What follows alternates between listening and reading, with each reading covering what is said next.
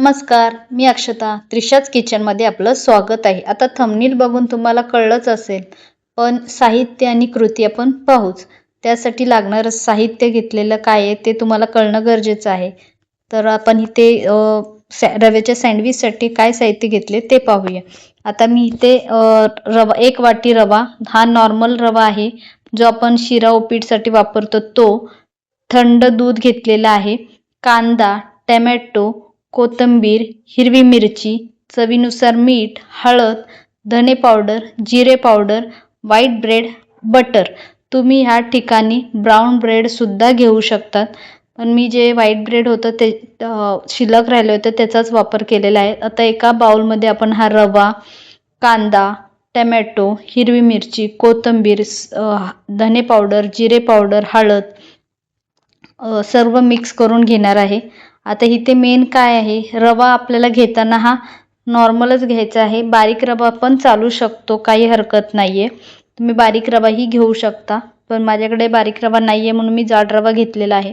आता या रवामध्ये आपण कांदा टाकलेला आहे, टोमॅटो टाकलेले आहे, हिरवी मिरची, कोथिंबीर, धने पावडर, जिरे पावडर, हळद आणि चवीनुसार मीठ हे सर्व मिक्स करून घेतल्यानंतर आपल्याला लागेल असं दूध ओतायचं. एकदम दूध नाही टाकायचं, जेणेकरून बॅटर हे पातळ होऊ शकतं. त्याच्यामुळे जसं दूध लागेल आपल्याला त्या हिशोबाने आपण टाकणार आहे. एकदम दूध ओतायचं नाही आहे, नाहीतर पाणीसारखं म्हणजे बॅटर होऊन जाईल, खूप पातळ होऊन जाईल.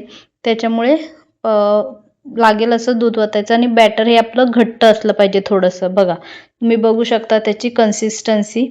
आता तवा गरम होते तोपर्यंत आपण हे ब्रेडला सारण लावून घेऊया. तवा गरम झाल्यानंतर मी इथे बटर वापरलेला आहे. तुम्ही तेल, तूप काही वापरू शकतात.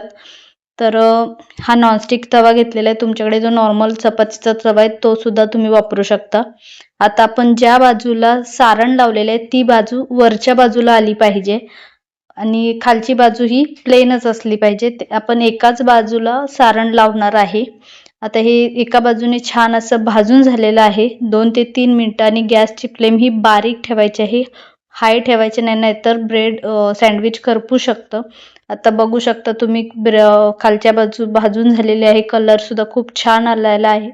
व्हिडिओ आवडला असेल तर लाईक बटन लगेच क्लिक करा, जेणेकरून पुढच्या रेसिपीसाठी सुद्धा तुम्हाला अशा छान छान बघायला मिळतील.